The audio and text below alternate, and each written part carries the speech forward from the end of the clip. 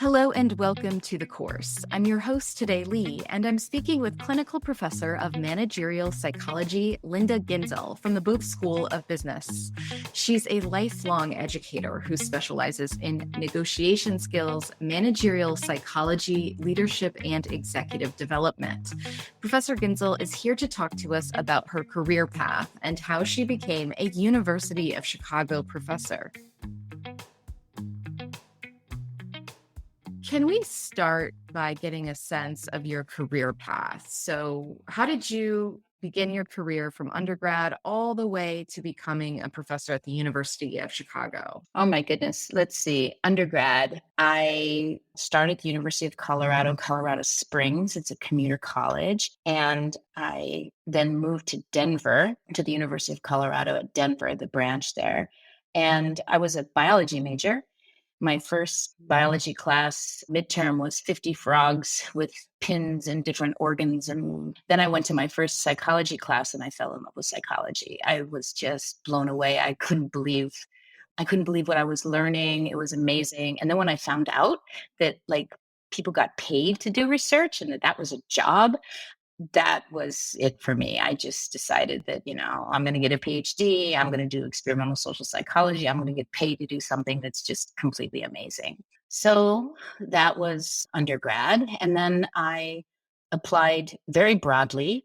I was incredibly lucky to have the opportunity to work with Ned Jones at Princeton in experimental psychology. He was my academic father, amazingly great man, great human being. And I ended up being the first Princeton psychologist to apply for and take a job in a business school. And that was 1989. Two business schools advertised for for psychologists, Columbia and Stanford.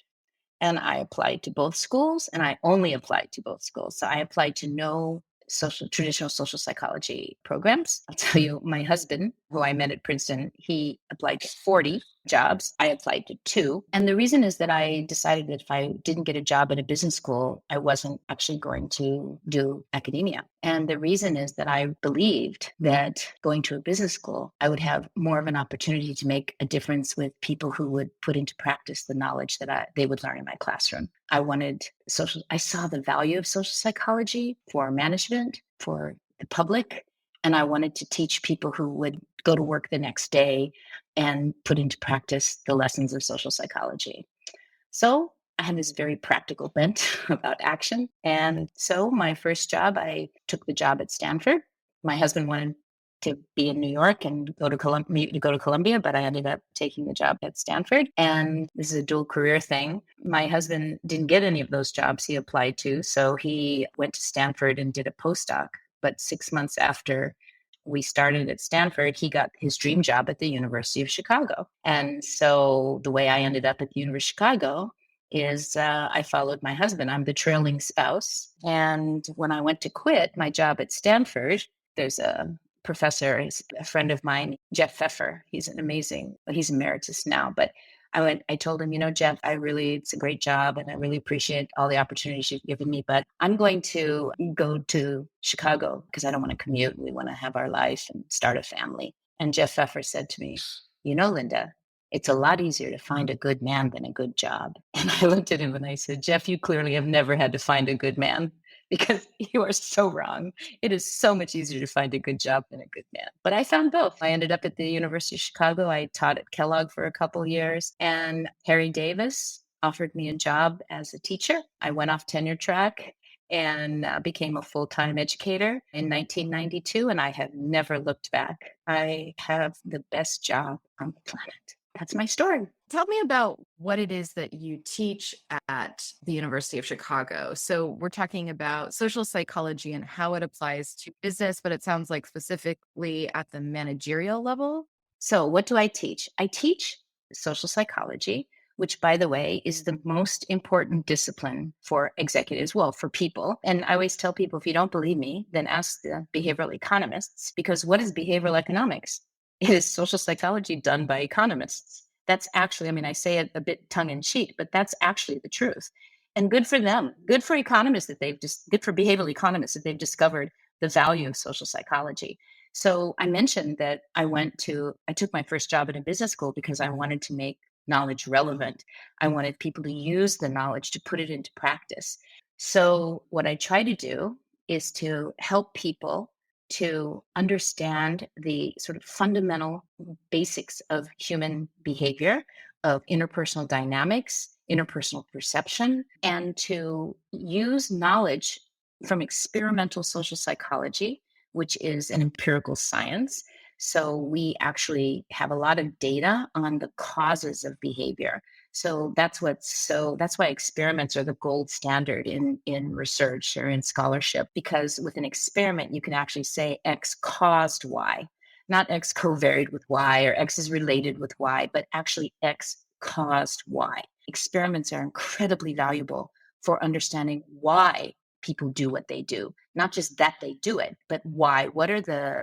What's the causal locus, or what's the impetus for the behavior or the action? So that's one thing. Now, the other thing that's very important about my discipline, social psychology, is that it's all about the power of the situation. So if you think about, well, two kinds of psychology, there's clinical therapy and research psychology. I have no training in clinical psychology. And I always tell my students to remember that as the year goes on or the week goes by or whatever, because everybody always comes up to me and says, "Oh, Linda, I have this crazy boss or this crazy neighbor or this crazy relative." And I just tell my students that I can only help with normal neurotics. And that's actually a term that I created. You won't find it if you Google it or anything, but normal neurotics are people like you and me. We have relatively high sense of self, high self-esteem, and we go around trying to maintain or enhance our sense of self. It's actually called self-verification. We don't want to have a view of ourselves that is discrepant from what other people think of us.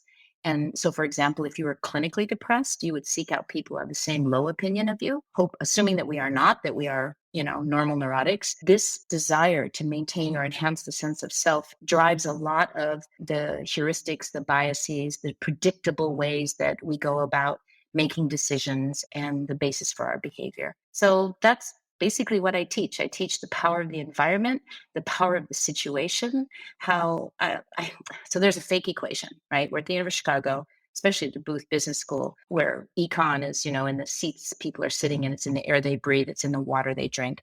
So every once in a while, I'll make a fake equation, just a fake equation so people feel comfortable that all is right with the world, that they are, at Booth at the University of Chicago, and there's an equation on the board. That's a bit tongue in cheek if I didn't come across clear enough that I'm trying to be humorous. So the equation is this: behavior is a function of the person and the situation. That is the lesson of social psychology. Now, a lot of times we go around acting like behavior is a function of the person. That's the personality psychology, right? So we say, oh, the reason Lee did what she did is because she is an ENTJ. She is a firstborn. She's a high sensation seeker. She's a pickle or a cucumber, or whatever, personality characteristic we think drives Lee's behavior. But in fact, what social psychology does is we say, what in Lee's environment contributes to her behavior? And if it's a strong environment, then more variance in your behavior is accounted for by your situation than by your personality. What we have a responsibility to do is to create strong environments that move everyone, independent of their personality, dispositions, or traits, in a more productive direction. So that's what I get to teach every day. I get to teach people how to create strong environments that change their behavior and the behavior of others in order to, I don't know, fill in the blank. In order to what? To make a bigger difference, to do more good in the world, to increase productivity, to, whatever is your goal. Social psychology is a vehicle to help you to accomplish it. And it's very doable, and it's my discipline. And I think it's the best discipline on the planet, just saying. Since you love being an educator, did you also always love school? Like, was that a safe place for you? Were you a good student when you were in high school? Oh, 100%. Well, first of all, it's probably important for you to know that I'm the first person in my mother never went to school, not a day in her life. She grew up in Korea during the Korean War and never had the opportunity to go to school. I didn't even realize until, I had no idea that my mother, who was the smartest person in the world, was illiterate. in her own language. I had no idea that she didn't know how to read or write in Korean. And she learned in her 60s.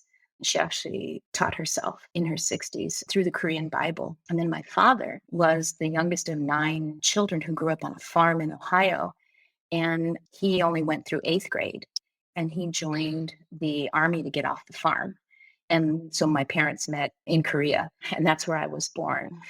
So now I've forgotten your question. Oh, school, right. So here's the point. My mother is an immigrant and never had the opportunity to go to school. And for her, I'm basically was living her dream to be able to go to school and to learn.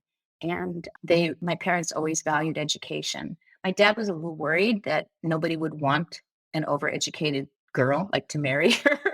He was always very concerned that I would never find a man who would want to marry me because I had too much education.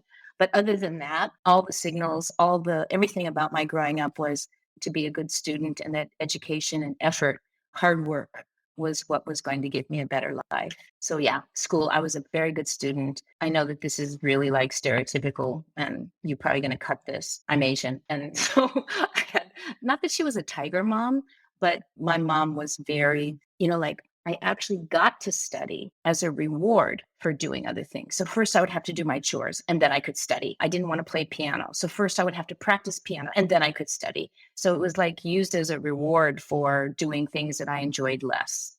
Speaking of your pursuit of academia, your pursuit of a PhD, that's something that your parents didn't have experience with. And it's also something that's really challenging.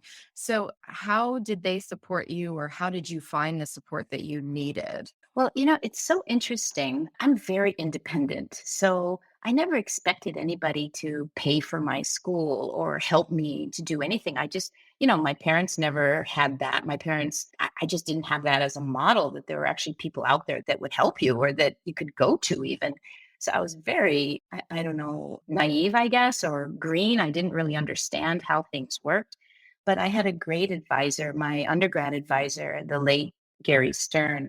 He is the one who told me when I finished, he's the one when I took the biology class and then I took psychology and fell in love with psychology. He said to me, "So are you going to go to graduate school?" And I said, "Well, yeah, I guess so. I mean, what do you do with the BA in psychology?" And he said, "Well, what kind of graduate school?" And I said, "Well, I don't know. I guess like maybe tests and measurements or personnel psychology." And he said, "Why personnel psychology?" And I said, "Well, to get a job.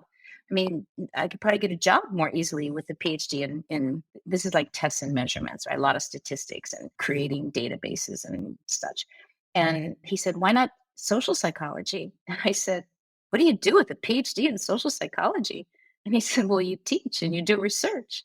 And honestly, that was the first time in my life I realized that people get paid for doing experiments and teaching. And I honestly, I don't know who I thought was doing all that research that I was reading about in my textbook, but it didn't dawn on me that it's a job that like you get paid for doing. I was paying to learn it. And it just was a revelation for me. I never knew any professors. I mean, other than my teachers, I never talked to anybody about what it meant to be a professor. And it was completely amazing to me that it was a job.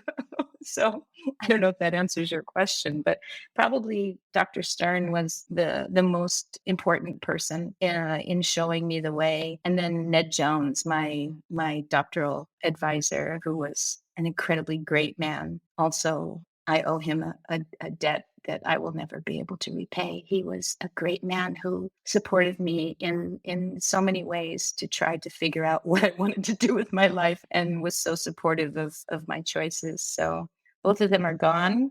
And I hope that I was able to let them know what they meant to me while they were still alive. That's something I always tell my students, it's so important that you let people know now that they've made a difference in your life. A lot of times, people who we think of as mentors, they're not always our teachers. Sometimes a small kindness that they will do or a piece of advice or something, and it changes our life, but we never tell them what a difference they made. And I think that this is such an important act of humanity and such an important behavior, something that we should all do. So I'd have people listening, parents, prospective students, I don't know, siblings, whatever, think about who in your life has made such a difference, and have you thanked them? And there's a lot of work now in positive psychology and gratitude, and it shows that actually when we convey gratitude or when we do something for other people, we're the beneficiary of it. We're the ones who benefit so much from this positive emotion and this act of kindness and gratitude.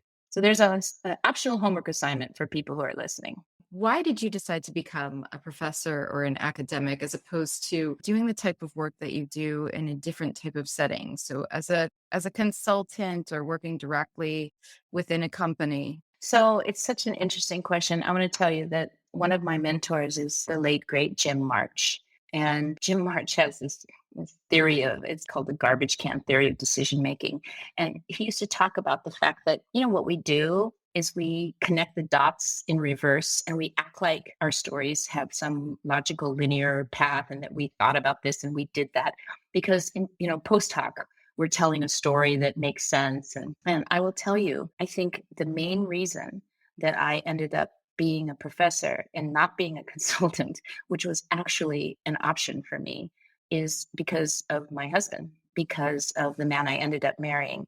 So what happened is this. So it's kind of a chance thing that actually, and I think there's a lot of chance in our lives that we don't think about, but I made the decision for value that was important to me, my relationships, my husband, the man who became my husband. And so I think if we make our decisions based on our values, they lead us to places that end up being good for us. So let me try to tell this story a little succinctly. So I took a leave of absence from graduate school because I really wanted to do something with the knowledge. And I really felt like experimental social psychology, it's a basic science. I mean, you're basically contributing to the puzzle of human behavior.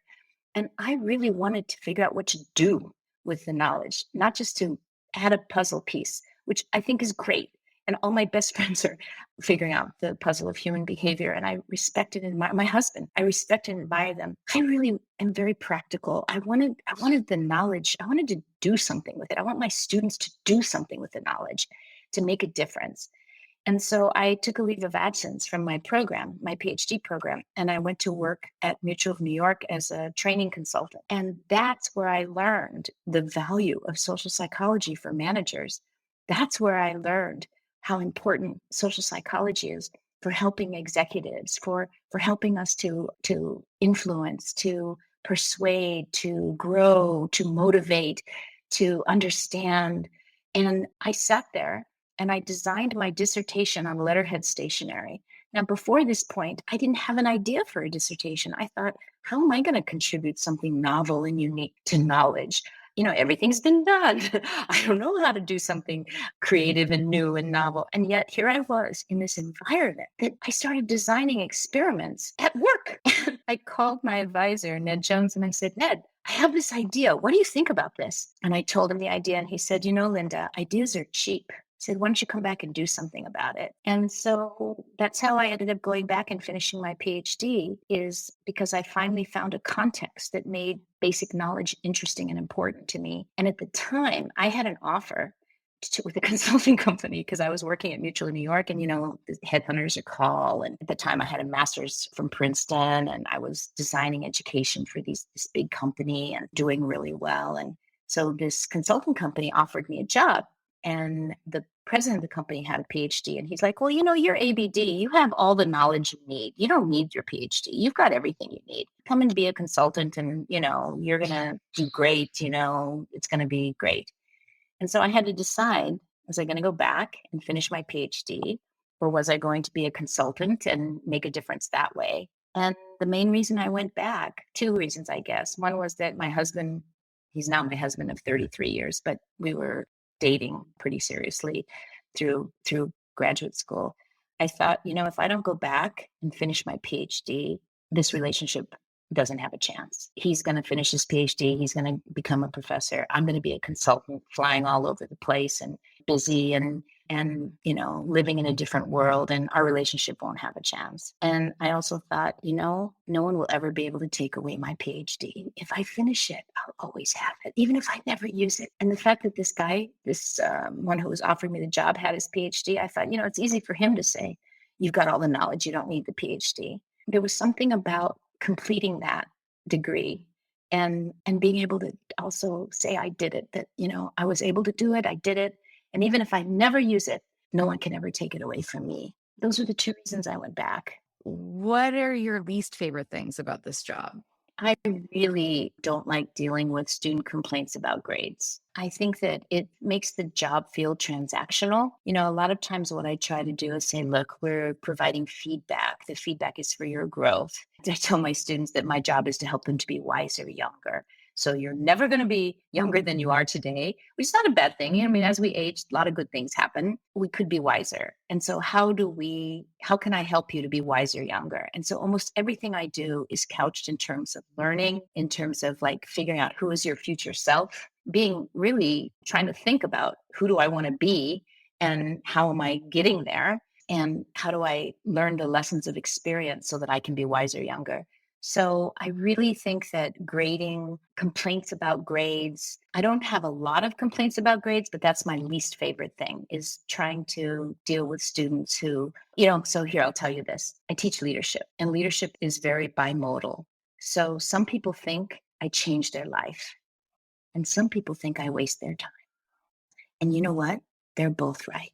Because if you don't come to class, if you don't put anything into it, it's going to be a waste of time.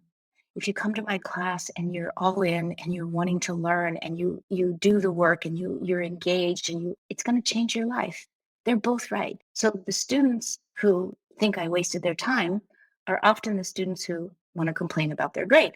But I always say, you get out of your education what you put into it. And leadership isn't, we don't have equations. We don't have algorithms. It's hard. It's easy to do math.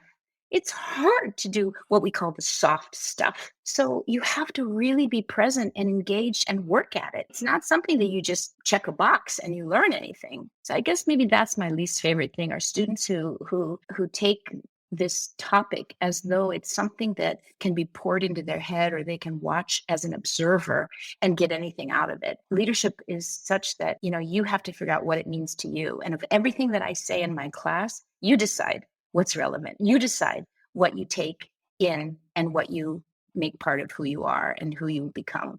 And I know that might sound really like fuzzy and abstract, but it's really not. It's very concrete. So what would you say is the most gratifying thing about the work that you do?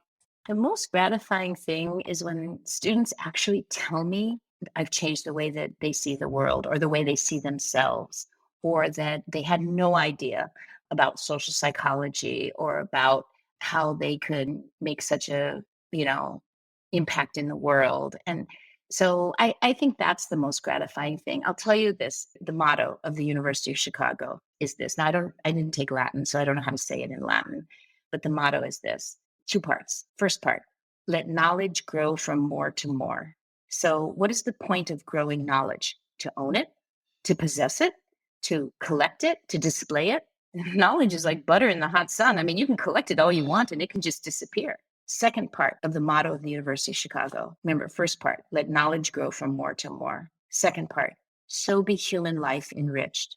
The purpose of growing knowledge is to use it to enrich human life. I don't know what you think enriches human life, but you should. You should know to what purpose you are putting this knowledge that you are growing.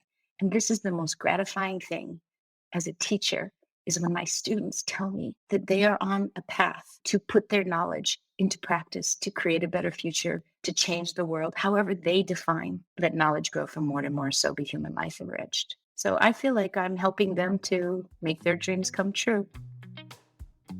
I've been speaking with Professor Linda Ginzel. Professor, thank you for your time. And course takers, if you enjoyed listening to today's interview, please check out the other ones. Leave us a comment, subscribe, follow, and share this episode with your friends and family. You can find out more about the University of Chicago through uchicago.edu or the university's campus in Hong Kong through uchicago.hk. Stay tuned for more, and thanks for listening.